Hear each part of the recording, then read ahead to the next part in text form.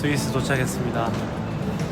대구 북구의회 의원 유병철, 안상열, 안경환, 김지연, 그리고 남구의회 의원 이정현, 그리고 저 정윤우는 2019년 5월 15일부터 24일까지 8박 10일간 스위스로 국외 출장을 함께 다녀왔습니다. 스위스에 도착한 우리가 제일 먼저 한 일은 렌트카를 빌리는 것이었습니다. 스위스에 있는 동안 유병철, 안경환 의원이 직접 운전을 하고 여행에 있어 전문가 수준인 이정현 의원이 길 안내를 도우며 우리는 스위스의 여러 곳을 누빌 수가 있었습니다.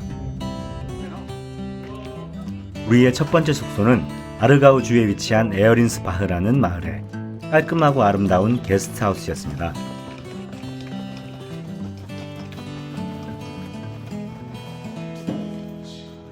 스위스에서의 첫날을 기다리며 우리는 들뜬 마음을 다잡고 잠을 청합니다. 하루의 시작. 소중한 출장 경비 절감을 위해 우리는 한상열 의원의 주도하에 직접 식사를 만들어 먹었습니다. 아름다운 시골 마을인 에어린스바흐. 자치분권에 대한 공부를 위해 우리는 그곳을 출발해 운터쿨룸으로 향합니다.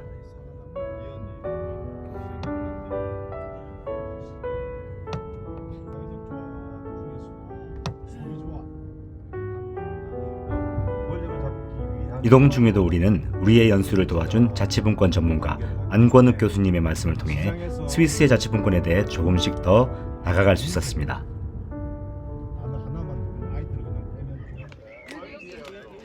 운터쿨룸에 도착한 우리를 제일 먼저 맞아준 사람은 운터쿨룸의 선출직 대표 후거 에밀 씨와 부대표 바소 마누엘라 씨, 그리고 마을의 사무총장 바우만 비트 씨였습니다. 자기가 생각할 때는 엄청나게 관심 있는 그런 프로그램을 우리한테 줬는데 실제 그럴 줄은 잘 모르겠다. Ja, und jetzt gehen wir ins Gemeindehaus. Das ist Gemeindehaus. Das ist das 여기 Gemeindehaus. 이게 저기 Genau. 이 시청이라는. Und dann haben wir den ersten Teil und bis am Mittag tauschen wir uns aus über die Schweiz, über den 여기 Kanton, die Gemeinde. 그 세미나 하고 나서 그러고 나면은 점심 같이 먹고 그리고 이 개마인데 이쪽에 한번 둘러보도록. Und dann nachmittags sind sie mit mir unterwegs, bis wir dann am Abend die Gemeindeversammlung besuchen. 그 다음에 이제 여기 나중에 저녁까지 자기가 같이 있으면서 개마인데 총회까지 전부 다 같이 보러 갈 거라고. Gut, so much. 하루를 가득 채운 알찬 일정을 준비해준 마누엘라 씨는 우리의 이동을 위해서 차량까지 준비해 주었는데요. 바로 지역의 의용 소방대원들이 쓰는 일종의 소방구급차였습니다. 소방을 이 조그만 자치단체에서도 이런 걸 할 수 있습니다. 그래서 저기 소방차로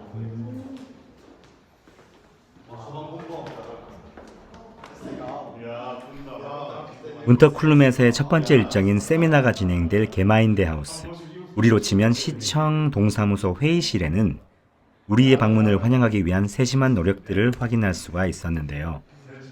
우리의 이름이 적힌 종이 명패, 스크린에 태극기, 그리고 깜짝 선물로 태극기가 새겨진 케이크까지 준비되어 있었습니다. 스크린의 PPT 자료에는 스위스 연방국기, 아르가우 주 정부기, 운터쿨룸의 기까지 함께 표시되어 있었습니다.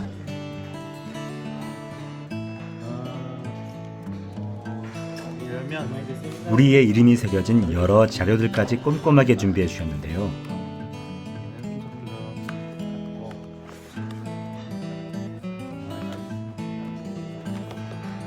아쉽게도 이게 영어가 아니네요. 중요한 거는. 독일어로 적혀있더군요. 서로에 대한 소개와 함께 세미나는 시작이 되었는데요. 3명의 운터쿨룸 대표들이 번갈아 가면서 스위스의 자치분권 구조에 대해서 자세히 설명해 주었습니다. 우리로 치면 시군 자치구로 할 수 있는 운터쿨룸 게마인데는 스위스 26개 칸톤, 즉 주정부 중 하나인 아르가우 칸톤에 속해 있습니다. 스위스는 하나의 연방정부와 26개의 칸톤, 2250여 개의 게마인대로 이루어져 있으며 각 칸톤은 각각의 헌법을 가지고 있습니다. 각 개마인대는 다양한 인구로 구성되어 있는데요. 인구수가 가장 적은 곳은 125명이며 꽤 큰 개마인대인 취리 개마인대의 경우 대구 북구 정도의 인구수를 가진다고 합니다. 한국의 구 단위는 사실상 스위스의 칸톤 단위의 인구수에 맞먹는다고 하는군요. 아무튼 인구의 많고 적음에 관계없이 각 개마인대는 똑같은 권한과 위상을 가지고 있습니다. 스위스 삼권 분립과 국회의원 제도 그리고 정당 제도에 대한 설명도 들었습니다. 스위스는 의원 내각제로 이루어져 있으며 7명의 연방정부 내각이 선거로 구성되고 그 안에서 국가의 수반 역할은 1년 단위로 돌아가면서 맡습니다. 국가 수반이 되더라도 권한이 달라지는 것은 없으며 대외적으로 상징적인 역할로만 존재하게 됩니다. 의회는 양원제로서 하원 200석, 상원 46석이고 임기는 4년입니다. 정당제도는 협력적 정당제도로서 노선이나 정책 기조가 다르다 하더라도 협력을 통해 문제 해결을 하는 것을 가장 중요시 여기며 스위스의 우파는 보수라는 이미지보다는 연방의 정치적 중립을 중시하며 정치 세력 간 중재 역할을 주로 수행한다고 합니다. 스위스의 직접 민주주의 제도에 대해서 언급도 하였는데 스위스 연방의 모든 사안은 국민투표로 최종 결정됩니다. 투표권은 18세부터 부여되고 연간 4회의 정기적 투표가 있으며 칸톤과 개마인대 단위의 다양한 주민투표들이 존재한다고 합니다. 주민총회와 더불어 국민투표, 주민투표는 스위스 직접민주주의의 핵심이라 할 수 있겠습니다. 연방과 칸톤 그리고 개마인대의 각기 다른 임무에 대해서도 설명을 드렸는데요. 연방의 경우는 국방과 외교, 통화 등 각 칸톤이 개별적으로 감당하기 힘든 일을 수행하는 역할을 담당하고 칸톤은 실질적인 법률의 제정과 국가의 운영과 교육 그리고 개마인대는 현장 중심의 주민들의 삶과 직결된 복지, 자치교육, 사무 등을 담당한다고 합니다.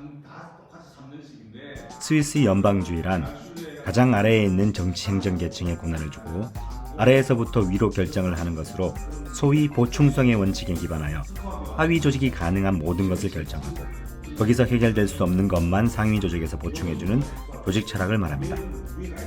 한국의 정치 행정의 수직적 계층 구조와는 정반대의 사고방식이 당했는데요.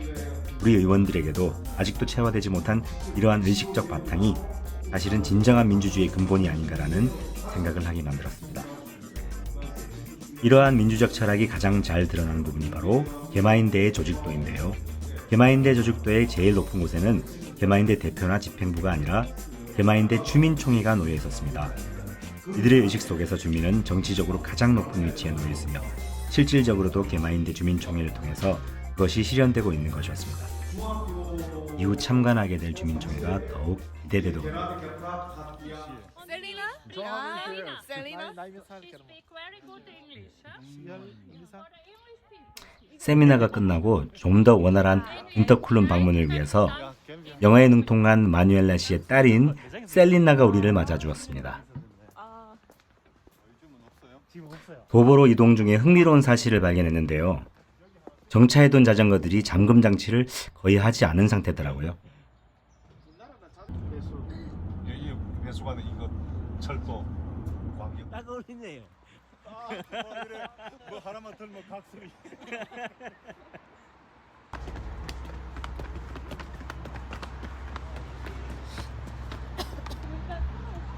밤에 있을 주민총회를 기다리는 동안 우리는 운터쿨룸 개마인대가 속한 아르가우 칸톤의 번화가 주청 소재지를 방문하였습니다.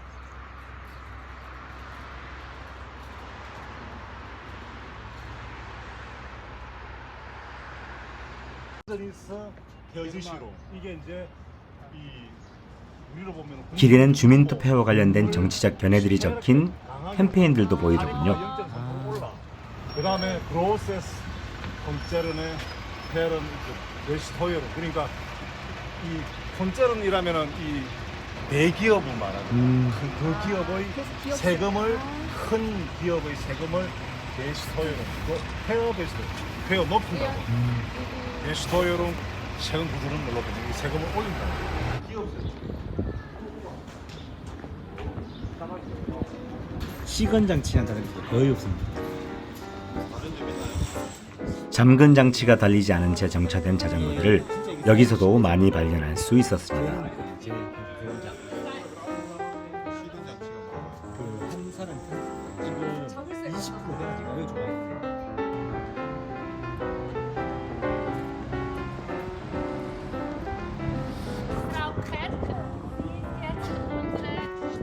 이 지역의 역사를 소개하는 관광 안내사분도 만날 수가 있었습니다. 이 잘생긴 청년은 이 지역 라디오 방송의 리포터인데요. 우리를 취재하기 위해 나왔다고 하네요.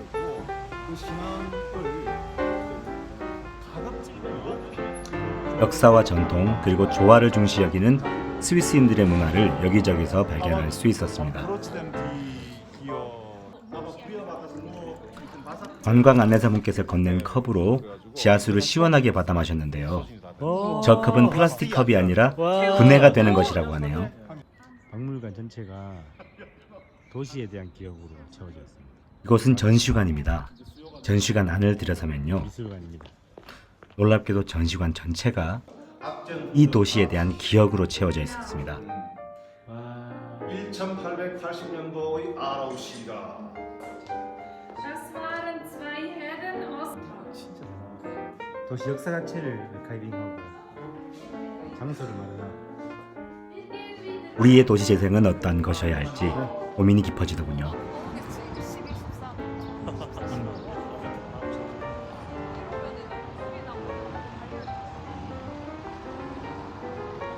길을 걷다가 또 흥미로운 점을 발견했는데요. 나무마다 번호가 적혀 있더군요. 정확하게 이 자기들이 프리마켓이잖아요. 아. 이제 시장이 열리면 시장 자판의 번호라. 알고 보니 이곳에 늘 열리는 플리마켓 자판들이 서로의 구역 때문에 다툼이 일어나지 않도록 표시를 해둔 것이었습니다.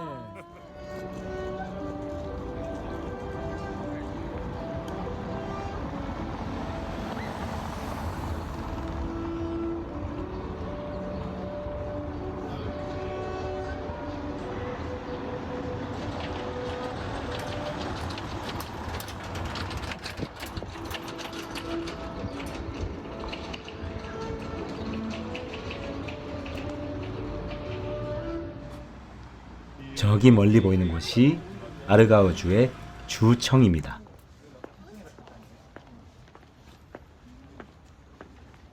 alle da noch nicht, hä? 함께 방문한 주청사 곳곳에는 공사 장비를 활용한 미술전이 열리고 있었는데요. 저에게 느껴지는 작품들의 메시지는 균형이더군요. 전부 다 균형에 대한 거네요. 넘어질 것처 보인다는 의미들은.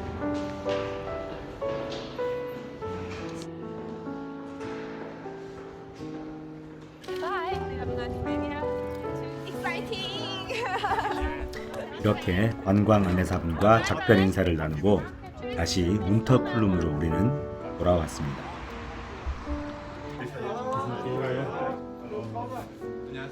이렇게 또 다른 지역신문 기자분과 인사를 나누기도 했고요. 아주 오래된 시계종탑 꼭대기를 방문하는 기회도 얻었습니다.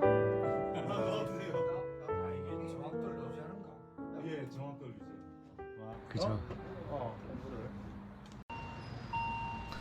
이렇게 신호등이 없는 횡단보도를 많이 발견했는데요. 저 노란색은 일단 무조건 서시오라는 신호랍니다. 아, 지하는 경찰, 1, 2, 3층은 법원. 그 제일 꼭 다음으로 우리는 스위스의 사법체계를 확인할 수 있었는데요. 이를 설명하기 위해서는 일단 베지르크에 대한 설명이 필요할 듯합니다. 베지르크란 칸톤과 게마인데 사이에 행정적인 사법적인 편의를 이유로 두는 행정구역을 말하는데요. 우리가 방문한 이곳에 운터쿨룸을 담당하는 쿨룸 베지르크의 사법기관이 있었습니다. 또 자동문입니다. 이게 사법 분권부터 뭐 다 보는 거예요. 이분이 우리에게 스위스의 사법체계를 설명해준 베지르크 판사인데요. 베지르크 판사도 선출직입니다. 스위스의 사법체계는 연방법원 외에 자치법원인 칸톤법원과 그 아래 베지르크 법원이 존재하는데요. 특별한 경우를 제외하고는 연방법원에까지 재판이 올라가는 경우는 없고 베지르크 법원에서 이루어진 판결에 불복할 경우 칸톤법원에 항소할 수가 있는, 즉 기본적으로는 2심제입니다. 놀라운 것은 항소율이 10% 정도밖에 되지 않는다는 점인데요.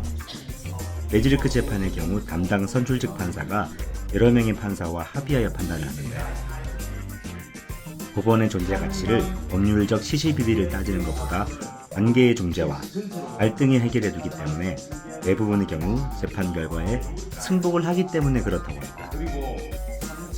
협의와 문제 해결을 가장 중요시 여기는 스위스인들의 정치 철학이 사법 영역에서도 그대로 드러나고 있었습니다. 흥미로운 것은 개마인대 단위에서도 출장 형식의 판사가 존재한다는 것인데요. 법률적 지식이나 경험을 가지고 있지 않은 그 지역을 잘 알고 지역민들의 존경을 받는 사람들 중 투표를 통해 선출된 분들이라고 합니다. 그 다음으로 우리가 견학한 것은 자치 소방 시스템이었습니다. 너무나 감사하게도 운터쿨름을 방문한 우리를 위해 특별히 학교 화재에 대비한 소방 시범을 보여주었습니다.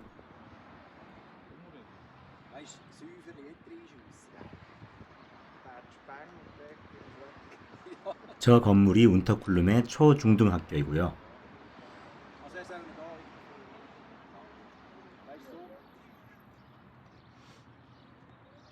Jetzt ist so, jetzt hat jemand anderes.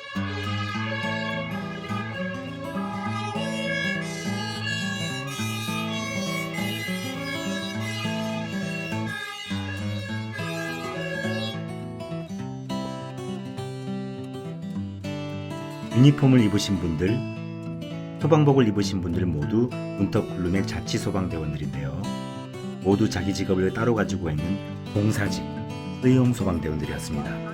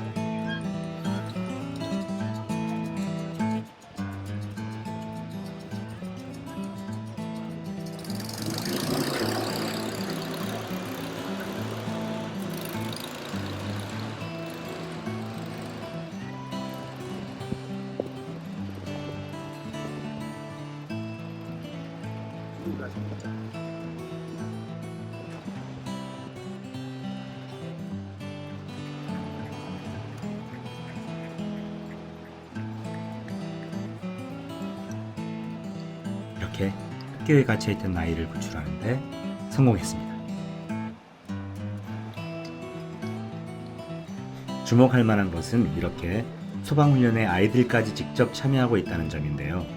어릴 적부터 스스로 지역의 일들을 해결하는 훈련과 경험의 기회를 주기 위한 취지로 보였습니다.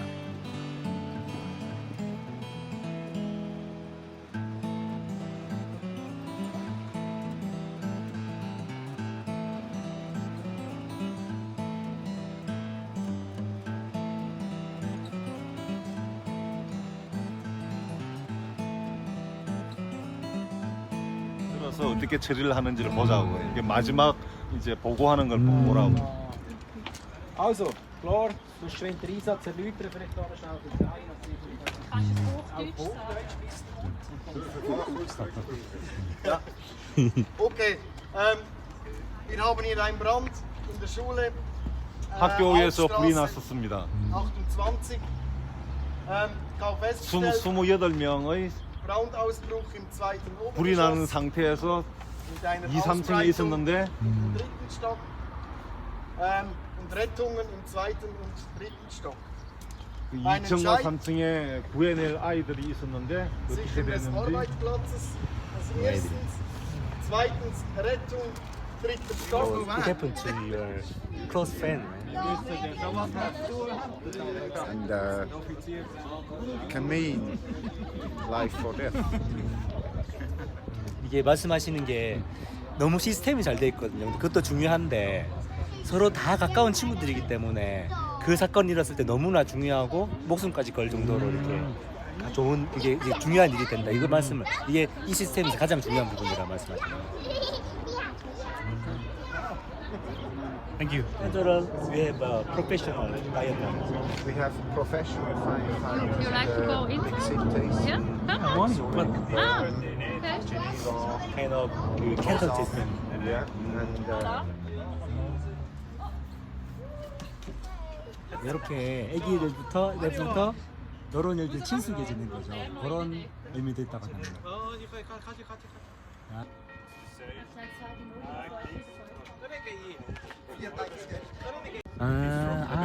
예. 가스 하는 것하고.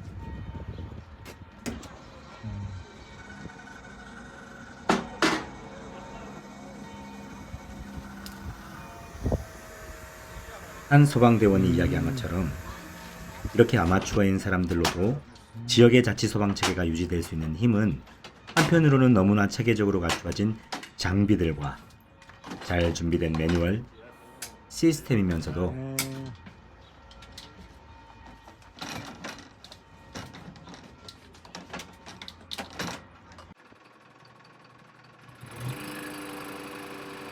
그 바탕에는 자신이 구해야 할 대상들이 가까운 친지이자 친구들이기 때문에 목숨까지 던질 수 있다는, 즉 마을 자치의 기본 바탕인 친근하고 작은 세계로서의 공동체가 존재하고 있다는 점일 것입니다. 급격한 도시화로 익명성의 늪에 빠져있는 한국 사회에 시사하는 바가 큰 부분으로 느껴집니다.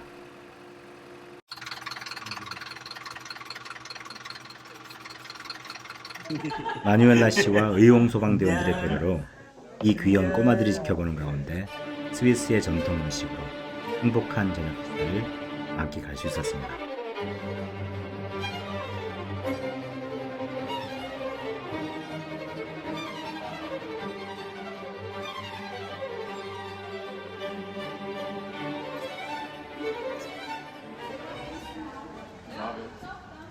Herr Müller, er leitet unsere Bauverwaltung. 마침내 운터쿨룸의 주민총회. 8시 시작 시간에 맞추어 주민들이 모여들고 있네요. Genau, das ist Stimmzettel. Die müssen Sie jetzt hier 주민총회에서는 새로운 집행부 위원 선출을 위한 주민투표가 함께 진행되고 있었습니다. 왜 그러냐면 지금 현재 게마인데라트 중에 한 분이 이제 더 이상 안 해요. 그래서 그 우리로 보면은 보궐선거를 지금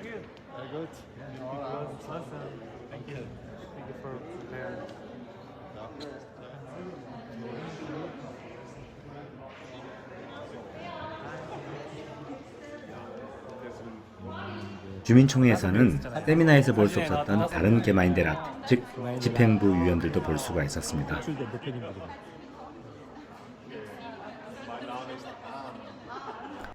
너무나 아쉽게도 주민총회 자체는 영상 촬영이 허용되지 않아 부득이 그 내용을 남길 수가 없었습니다.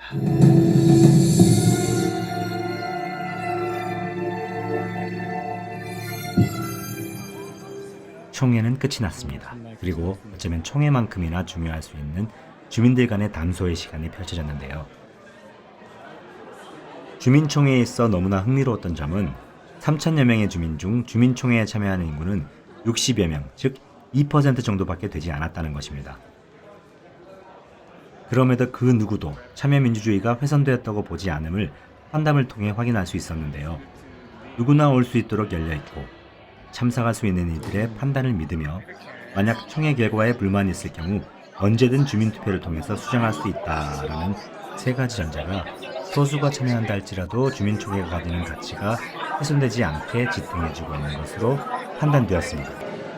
네, 지금이 현지 시간으로 밤 10시입니다. 아침 9시에 나와서 지금 밤 10시까지 쉬지 않고 일정을 다녀서 그런지 소감보다는 피곤함이 넘치네요. 오늘 뭐 그래도 굉장히 즐거웠고요. 뭐 여러 가지 경험을 해서 여러 가지 배우고 여러 가지 경험을 해서 즐겁게 또 연주가 했던 것 같습니다. 근데 너무 피곤하네요. 하루를 가득 채운 운터쿨룸 일정은 이렇게 마무리되었습니다. 없는 게 없다.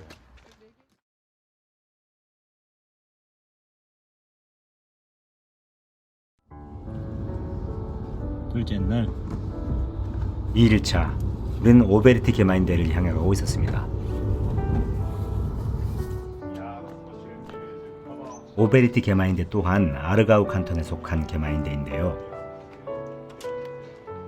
오베리티 게마인데 하우스 앞에는 프란치스카 대표를 비롯한 게마인데라트들과 사무총장이 우리를 환영해주고 있었습니다. 오베리티는 인구 1600여 명의 작은 게마인데이지만 교통과 도로 연결 그리고 교육이 잘 되어 있는 도시라고 합니다. 운터쿨룸 게마인데 하우스의 경우 새로 지은 현대식 건물이었는데요. 오베리티 경우는 1830년에 지어진 건물을 게마인데 하우스로 쓰고 있다고 합니다. 지금 보시는 이 건물입니다.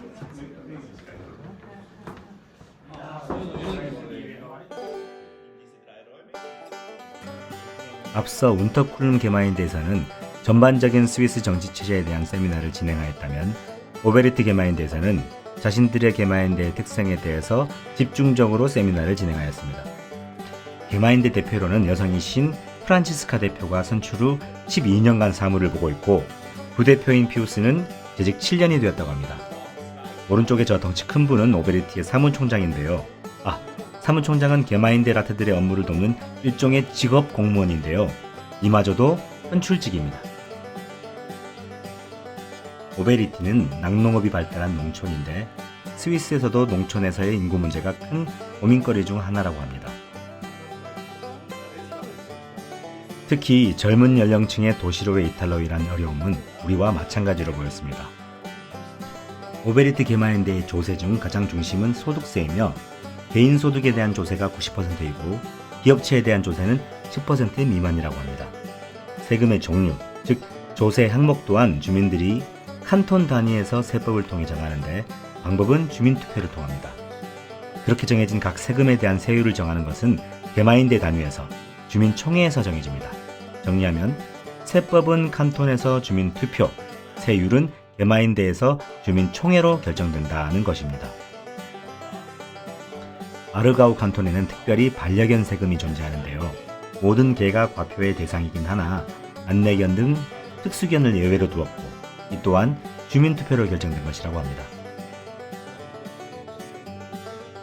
오베리티의 경우 주민투표는 투표율은 40에서 50%로 크게 높지 않은 편이며 직접 투표는 5% 내외이며 대부분이 우편으로 진행된다고 합니다.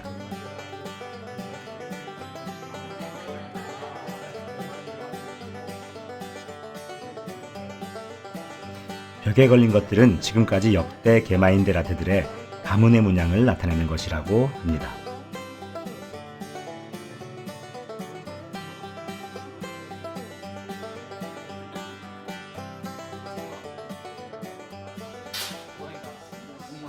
아니 그런 게 아니고. 오베리티에서 가장 흥미로웠던 곳은 문서 보관소였습니다.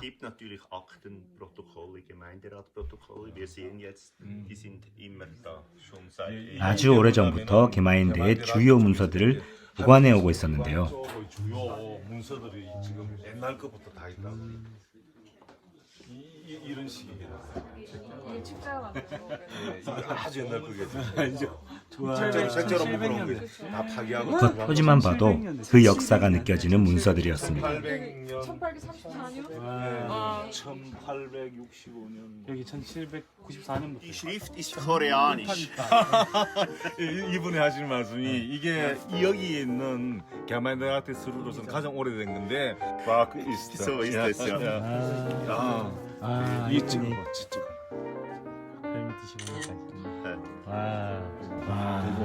1857년, 1800 19세기 거. 게마인데 슈라이버, 즉 사무총장이 지금 보시는 저 특별한 함에 대해서도 설명을 해주었는데요. 기본 선출직 게마인데 라트들은 봉사직이며 각자 직업을 가지고 있기 때문에 일주일에 10시간 정도만 집행부 업무를 본다고 합니다. 그런 게마인데 라트들과 소통하기 위해 사무총장은 필요한 문건들을 저 함 안에 담아 게마인데 라트들이 업무를 보러 왔을 때 꺼내볼 수 있도록 한다고 합니다. 사실 저 나무함은 역사적인 거고요. 요즘은 저 플라스틱 서류함에다가 문건을 담는다고 하네요.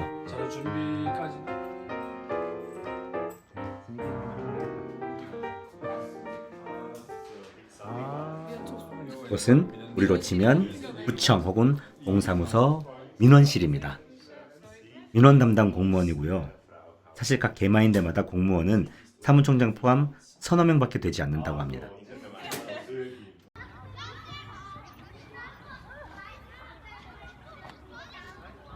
우리는 지금 오베리티 초등, 중등학교를 향하고 있습니다.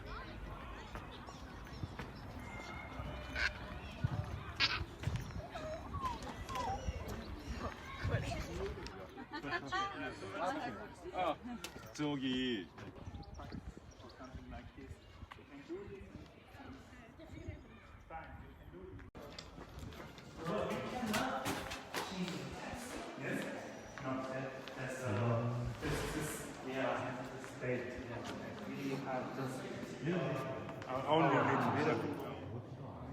이곳은 오늘 주민총회가 열릴 학교 체육관이고요.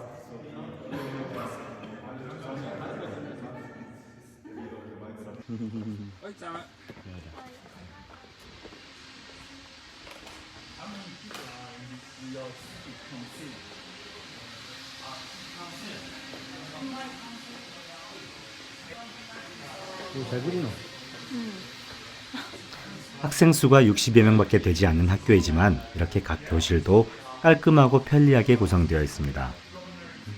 이 또한 주민자치를 통해 지역의 예산이 쓰여지기 때문에 가능한 것이었습니다. 자식들에게 제일 좋은 것만 주고 싶은 부모 마음은 어느 나라랑 같은 것이겠죠. 그 부모들이 스스로 지역의 예산을 다룰 수 있느냐 없느냐가 이런 커다란 차이를 만들어내고 있었습니다.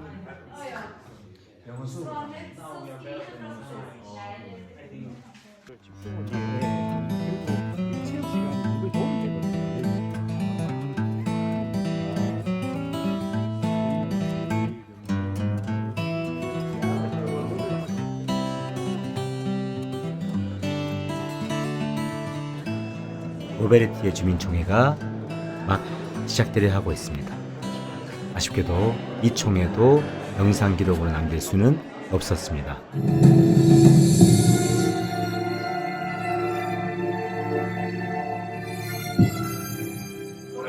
정현호 위원은 지금 기자하고 인터뷰 중인데요. 굉장히 많은 얘기를 하고 있어요. 지금 인터뷰한 지 한 10분 가까이 돼가는데도 계속 얘기죠. 자신들의 지역을 방문한 우리 연수단에 대한 관심은 이곳에서도 뜨거웠습니다. 저 젊은 여성 기자와 나눈 대화가 아직 잊혀지지가 않네요.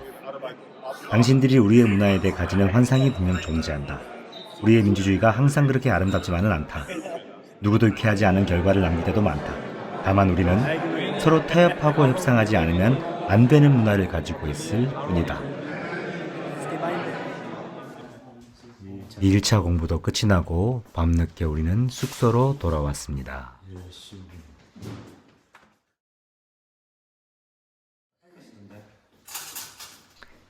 셋째 날 아침, 우리는 특별한 손님 맞이를 준비하고 있었는데요. 바로 이 숙소의 주인 웨글린 부부였습니다. 이날과 다음 날은 공휴일이라 기관 방문을 할 수가 없었는데요. 정말 운 좋게도 이 숙소의 주인 남편인 웨글린 씨는 쉬리 칸톤의 우체국 공무원이었습니다. 그는 부인과 함께 토요일 아침 스위스 국민이자 공무원으로서 우리 연수단의 인터뷰를 흔쾌히 받아주었습니다. 남편 웨글린 씨는 우체국에서 18년간 근무하였으며 쉬리 칸톤 근처에서 일을 하지만 베른 칸톤과 이동하는 형태로 근무하고 있었습니다. 스위스의 경우 본인이 사는 게마인데나 칸톤에서 왕복으로 2시간 이상의 출퇴근 시간이 걸리는 경우가 대부분이라고 합니다. 부인 웨글린 씨의 경우 4명의 자녀의 육아 때문에 일을 그만두었다고 합니다.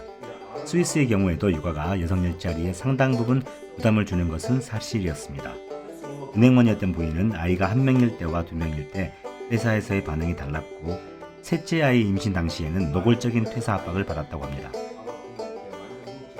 스위스 일반 가정의 아이는 보통 2명에서 4명이며 육아에 많은 재정 부담이 있는 것도 한국과 비슷한 부분이지만 부부 중 1명의 노동으로도 충분히 아이의 육아를 책임질 수 있다는 것이 달랐습니다.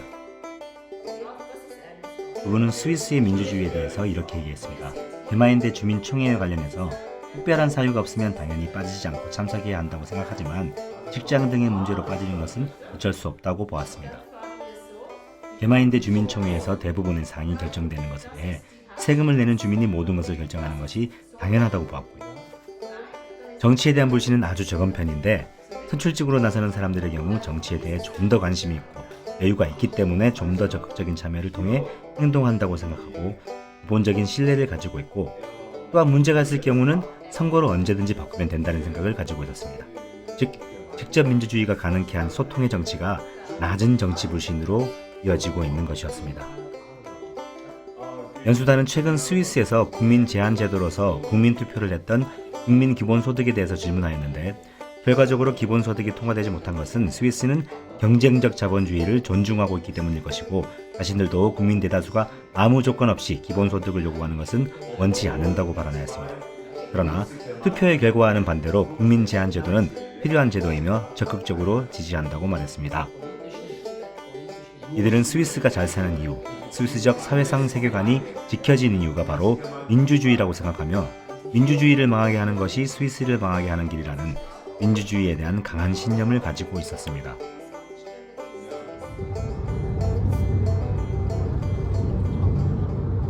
여기가 어떤 곳이죠? 모르겠어요. 지금 저희가 여기 도착한 곳은 스위스의 기원이 되는 곳이라고 합니다. 스위스가 처음에는 이제 세계의 주로 시작되었다고 하는군요. 그리고 그 100년의 역사를 거치면서 이제 26개 주까지 스위스가 세분화되었다고 합니다. 그렇습니다. 이곳은 스위스 칸톤의 발상지 중 하나인 루체른입니다. 스위스 최고의 관광지 중 하나이기도 합니다.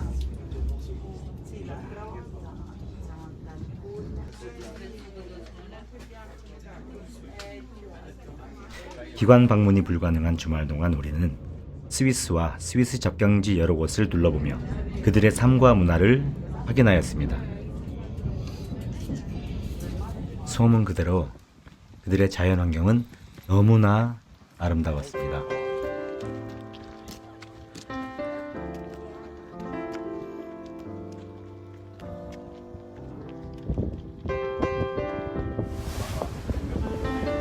일요일 방문한 곳은 보덴 호수였습니다.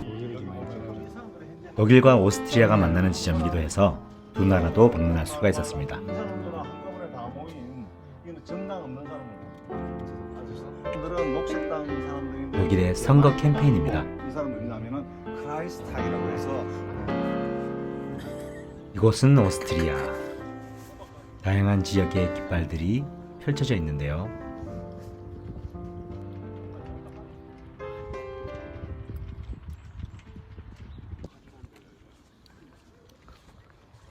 네, 안녕하세요. 저희는 지금 브레겐츠 오페라 공연장이라고 해야 되나요? 거기에 와 있습니다. 브레겐츠는요, 매년마다 수백만 명의 음악가들이 모여서 공연을 하는 곳인데요.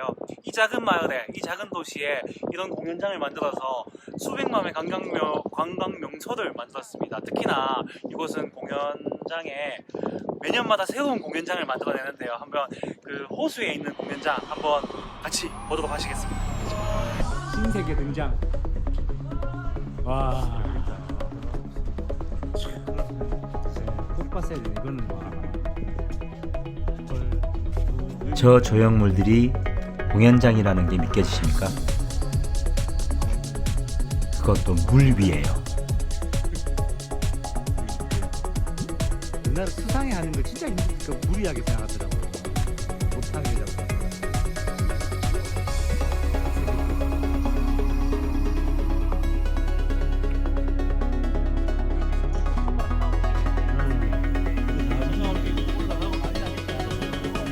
정말 공연이 벌어질 때 저 객석에 있고 싶다는 건 간절하더군요.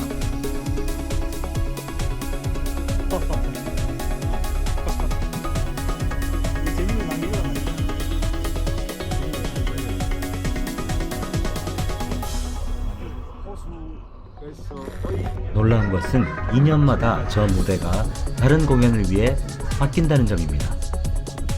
그 포스터들입니다. 와.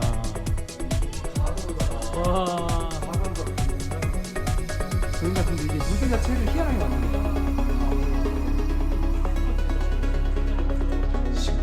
아쉽지만 내일을 준비하기 위해 우리는 숙소로 돌아옵니다. 일요일 아침 일찍 우리는 숙소를 이동합니다. 한 2개 새집 잘 왔네.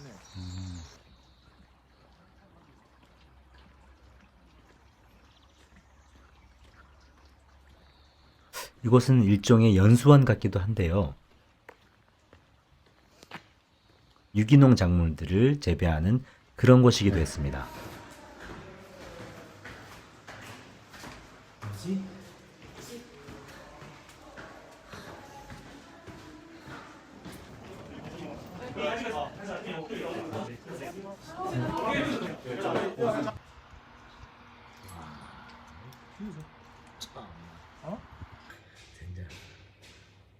짐을 정리하고 우리는 베른으로 향합니다. 하우스의 칸톤에 그러니까 주정부들의 집. 하우스 오브 칸톤. 여기로 줄임말로 카데카라고 불리우는 주정부 협의체인데요. 여기 데리게이션이 사우스 코리아 대표 일정이 포함된 스케줄 스크린인데요. 한국에서의 공식 방문은 처음이라고 합니다.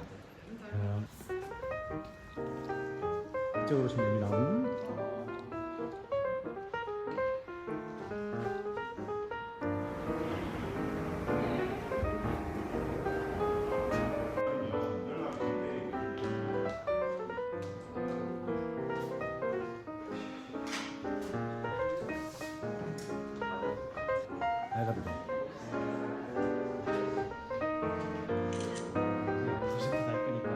우리와 함께 세미나를 진행해준 카데카의 마리엘 연구원입니다. 마리엘 연구원의 설명을 통해 우리는 스위스 지방자치 모델에 대해서 좀 더 깊이 있게 이해할 수 있었습니다. 주정부 협의회는 연방의 행정, 입법, 사법이라는 3권 외에 각 주 정부들의 대표들이 모여 구성한 곳으로서 각 칸톤의 이해와 관련된 다양한 내용들을 미리 협의하여 연방의회와 주요 사안들을 조율하는 기구입니다. 우리나라로 비유해보자면 17개 광역자치단체가 협의회를 구성해 국회에 영향력을 행사하는 것과 같은 것이죠. 이러한 주정부 협의회는 아무런 법적 지위를 갖고 있지 않은데요. 연방의회에서는 협의회에서 논의된 내용을 거의 100%에 가깝게 수용을 한다고 합니다.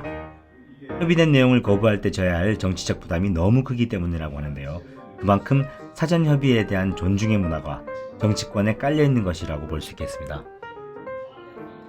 협의회 조직은 26개 칸톤의 대표자들과 9명의 운영위원, 25명의 사무국 직원으로 구성됩니다.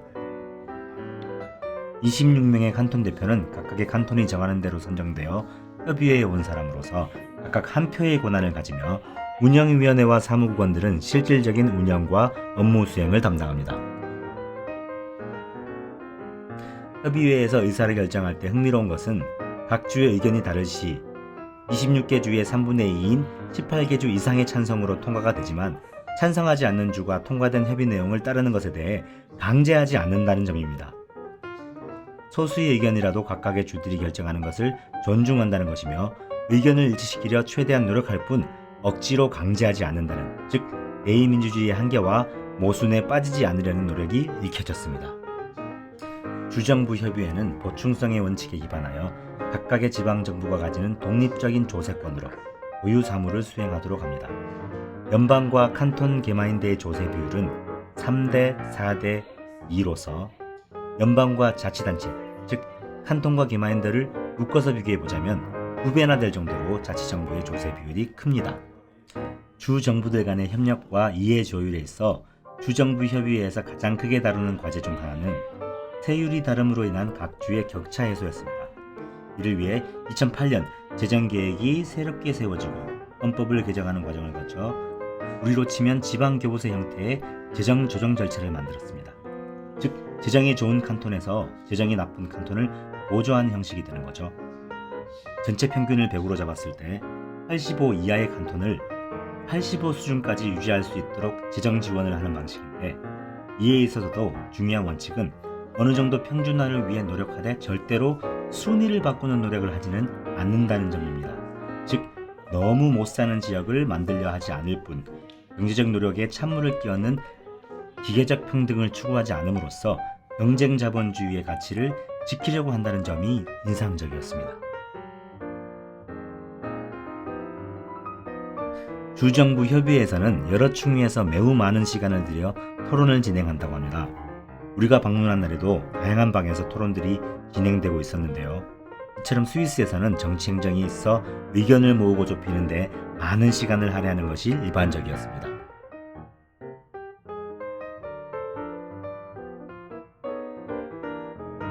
많은 정보를 알려준 마리엘 연구원과 작별 인사를 하고 주정부 협의회 건물을 나서는데 반가운 표지판을 하나 발견했습니다. 이곳이 아인슈타인이 스위스에 있는 동안 상대성 이론을 떠올린 그곳이더군요.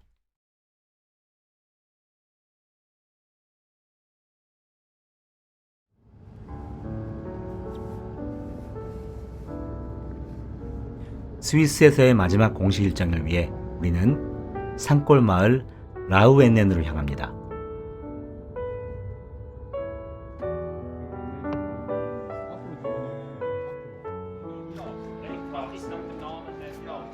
라우에넨의 대표님과 반가운 인사를 나눴습니다. 아쉽게도 라우에넨의 주민총회는 오베리티 게마인데의 주민총회와 날짜가 겹치는 바람에 참관하지 못했고요. 라우에넨 방문은 하우스에서의 세미나 외에 요양시설과 학교 그리고 수력발전시설 등 자치시설 현황을 위주로 진행하였습니다.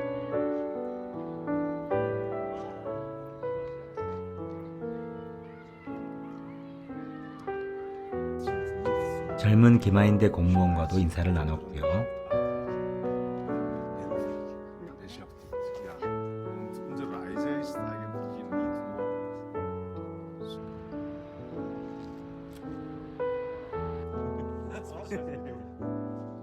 이어 나온 다른 게마인데 라트들과도 반가운 인사를 나누었습니다.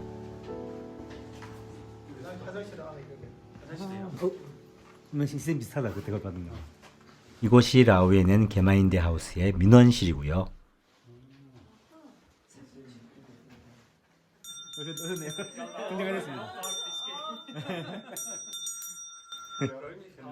이분이 라우에넨의 게마인데 슈라이버, 즉 사무총장입니다.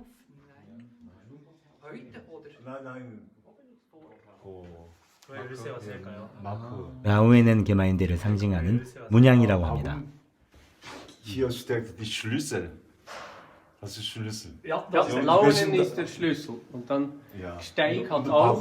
Dann, 초등학생은 여기 다니고 다른 쪽 다 다른데 중학교부터 다 다른 데로 간다. die 라우에넨은 연수단이 방문한 세 군데의 게마인데 중 가장 인구가 적은 830여 명의 주민들로 구성된 마을로서 연방정부가 있는 베른 칸톤에 속해 있지만 베른 칸톤에서 차를 타고 2시간 정도 가야 하는 거리의 산촌 마을에 속합니다. 5월 17일 열린 게마인데 주민총회의 주요 안건은 새로운 우물과 상수의 사용에 대한 문제였는데요. 우물과 상수원을 동시에 확보하여 문제 발생 시 번갈아 쓰는 시스템을 쓰자는 것이 주요 내용이었다고 합니다.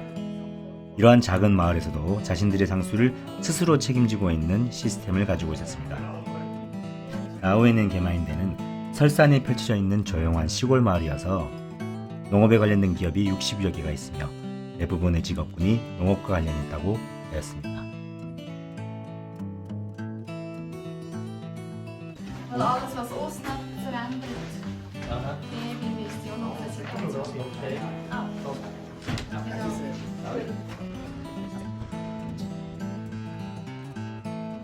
그 다음 우리가 향한 곳은 어김없이 학교였습니다.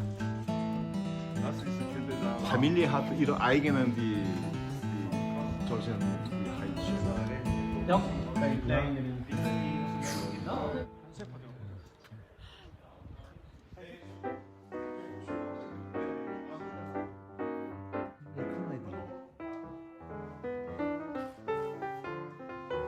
학생들의 체험 수업 현장을 엿보았는데요.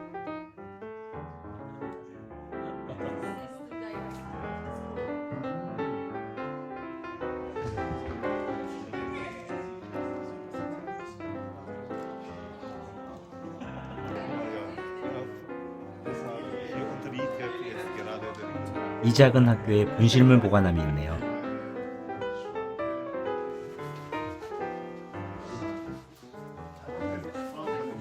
수업 중인 교실도 잠깐 방문하였습니다.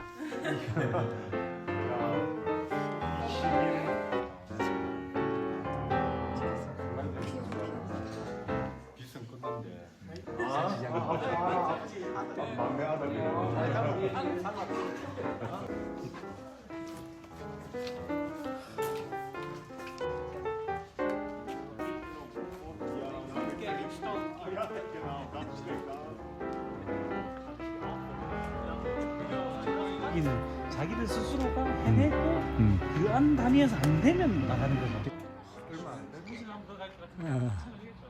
그렇지. 이곳은 개마인드가 스스로 설립한 양로원입니다.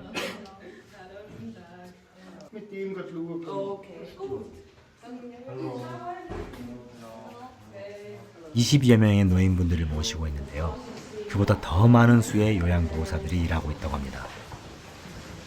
지금 현재 여기에서 살고 1인 1실이 기본이고요. 18개이고 지금 요방이하고 위에가 또 비어 있고 주로 이 동네 분들 내가 여기 와서 지내시고 다른 곳에서 온 분도 계시지만 주로 여기 분도 Die ist, Ja, ist okay. Sei- Wenn Sie spät von Ihnen das kriegen kann. Das ja kann ich sicher, lesen, ja natürlich. Ja. Ja, mal, das ist die 3 neue Zimmer. 2014 내가 아까 몇 명이 같이 사냐. 모든 공간들이 아주 깔끔하게 잘 정리가 되어 있었는데요. 개마인드의 예산으로 오래된 건물을 사들여서 만든 공간이라고 합니다.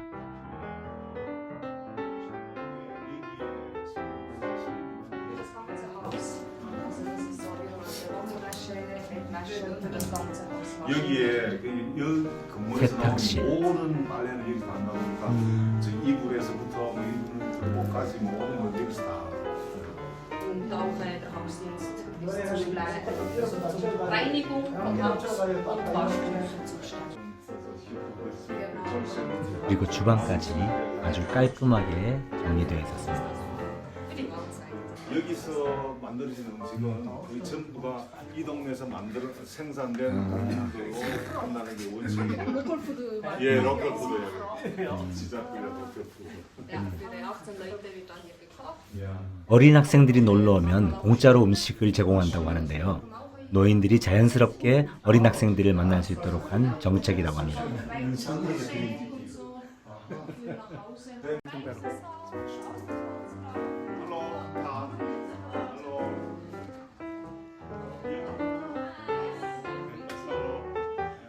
여기가 뭐냐면은 여기 보시면 여기 그냥 주는 건 아니고 슈퍼마켓이라고 해서 어르신들의 생활 공간이자 식당인 그런 곳입니다. 와, 여기 나와서 바로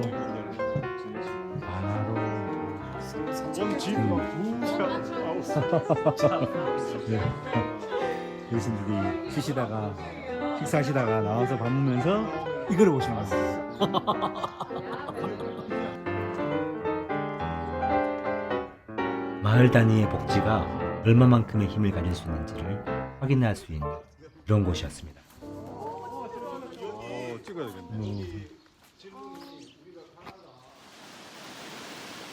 작은 기업가 제휴해서 만든 마을 수력 발전소입니다.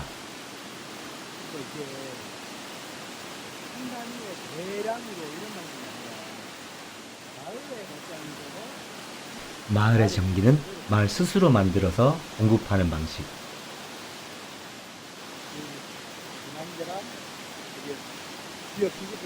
가장 미래지향적인 에너지 생산 방식이 아닐까라는 생각까지 들었습니다.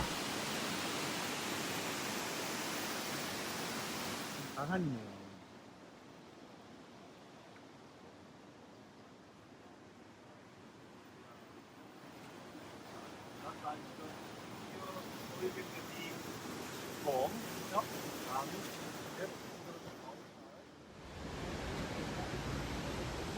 이것이 에너지 발전기가 들어있는 작은 건물인데요.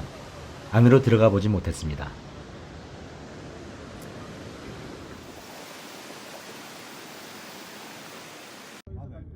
교수님 받으시면 게마인드 대표님께서 우리를 꼭 안내하고 싶다고 해서 따라간 곳인데요. 높은 곳에 위치한 라우에는보다 더 높은 곳에 위치한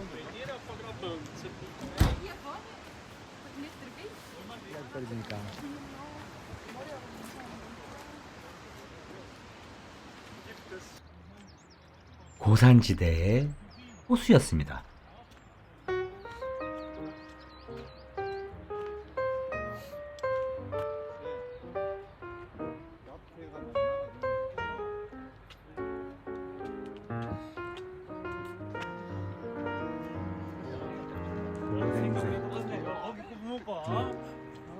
해발 1380m, 고산층까지도 느껴지는 높은 곳이었지만 그 아름다운 경관과 차갑고 맑은 물은 일품이더군요.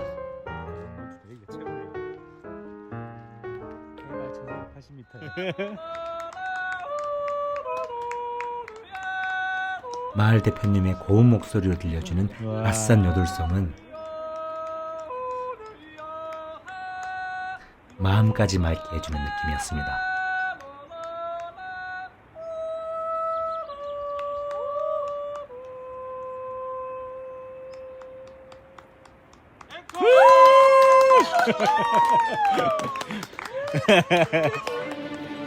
라오에 있는 게마인드 라트들과의 식사를 마지막으로 우리는 숙소로 복귀하려고 했는데요.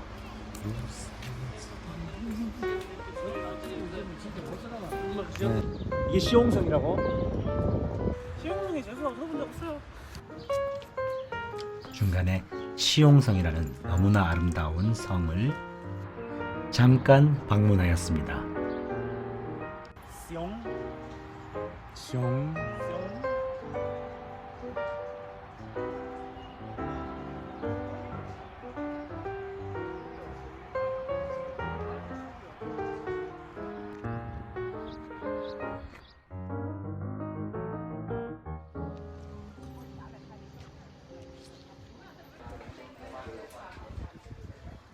거기가 그걸걸요. 우리 초콜릿 바닥 이렇게 되는데 산꼭대기 이렇게 맞춰보면 따라왔는데. 마지막 날 비행기 편을 기다리며 방문한 이 설산까지도 스위스 어느 곳 하나하나 아름답지 않은 곳은 없었습니다.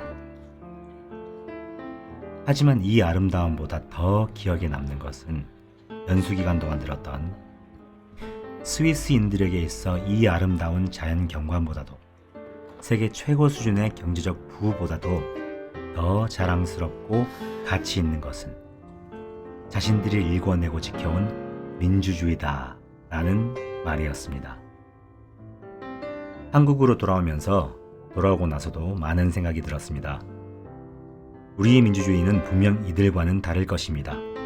우리의 자치분권의 모습도 분명 이들의 것과는 다를 것입니다.